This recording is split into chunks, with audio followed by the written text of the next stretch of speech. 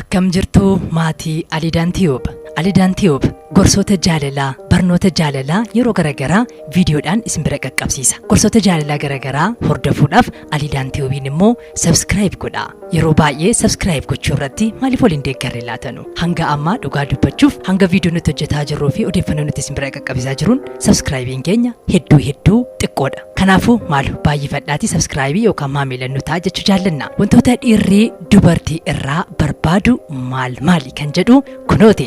Amala dubartii gaarii qabaadhu. Utaalcha xiqqeessi. Safariitii dubartii kabaja qabdu ta'i. Maarafaa qabaadhu jedhu warri Jimmaa. Maarafaa jechuun safeeffannaa isa Oromoon jedhu sana. Yeroo nyaattu, yeroo deemtu, yeroo haasoftu, yeroo deemtu suuta sirnaan yoo ati tirattu dhiirri onneensaa dhadhaa baqisiif ta'a. Sana ta'uu baannaan obboleettii koo dhiirri sirraa garagalfata. Ati yeroo haasoftuu fi koffaltuu ija nama hundaa akka sirra bu'u dhiirri hin jaallatu. Kanaafuu of eeggadhu. Jaalala namaa qabaadhu. Namaaf jaalala dubartiin qabdu dhiiratti ni tolta. Isa qofa osoo hin taane maatii isaa, firaa fi ollaadhaaf kabaja guddaa qabaadhu. Sanaa booda onni isaa keessa akka dhiiga isaa naannoftaa jechuudha. Maal qabda jettee gaaf tokkoyyuu akka isa hin gaafanne. Waan akkanaa gonkumayyuu dhaga'uu hin fedhu. Maallaqaaf isa jaallattamoo maaliif kana gaafattaan? Kanaaf jaalala qofa kenniif. Sanaa booda waan qabu hunda dabarsisiif kennaa jechuudha. Yeroo wal fuutan ganna yeroo inni manatti galu waan ho'aa harkatti baattee balbala irratti eeguu qabda. Shurraaba ta'uu danda'a, uffata halkanii ta'uu danda'a, waan inni jaallatu jechuudha. Sanaan booda jaalala isaa dhuunfatta. Yeroo boonaa immoo waan qabbanaa'aa dhaabduu bishaanii karaa irratti isa simadhu. Callistee manatti isa simachuu hin qabdu.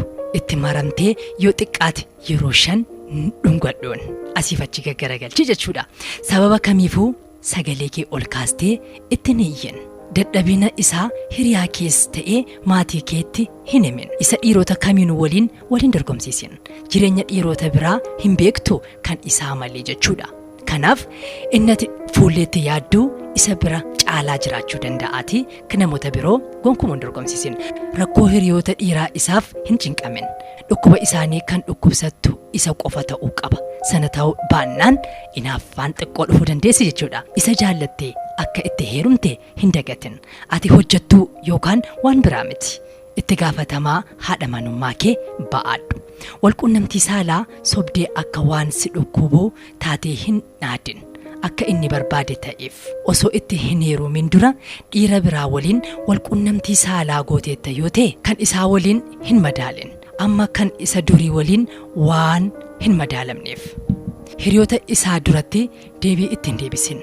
Yoo inni hiriyoota isaa duratti yoo sitti dubbateyyuu dubbachuu sirrii miti. Yeroo inni manaa hojiidhaaf ba'u babbareechii isa baasii malee isa shakkitee bareeda isaatti hin hinaafin. Hiriyoota kee dubaraa akka isatti siqan hin taasisin. Hojiin ati hojjettu yookiin jiruun kee baay'ee kan isaa yoo caaleyyuu kan isaa waliin hin madaalin. Gaa'elli hojiidhaa olii jechuudha. Yeroo inni xiqquma takka si waamee ati immoo yeroo 3 jalaa awwaallu.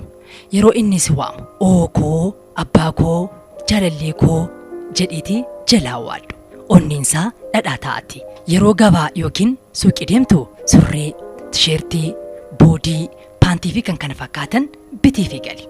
Jaalala keessan akka cincalaatti cimsaati. Yeroo isaa wajjin deemtus ta'ee kophaa kee deemtu dhiira biraa hin ilaalin. Fuula dhiira biraa ilaaluun kee itti hin tolu. Addunyaan kee isa ta'uu qaba. Yeroo hunda kolfiif malee jalaa hin aarin. Nyaara keerraa gammachuu kee waan fedhuuf. Kutaa lammaffaa kanaan itti deebina. Kanadhaa kana fakkaata.